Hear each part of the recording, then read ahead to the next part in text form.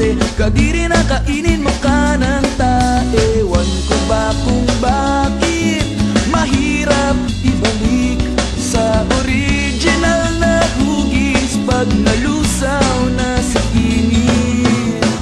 Parang tiwala pag nasira na, mahirap nang ayusin pa. Di kayang ipagtikit ang tiwala pag napunit. Parang nangyari kailan lang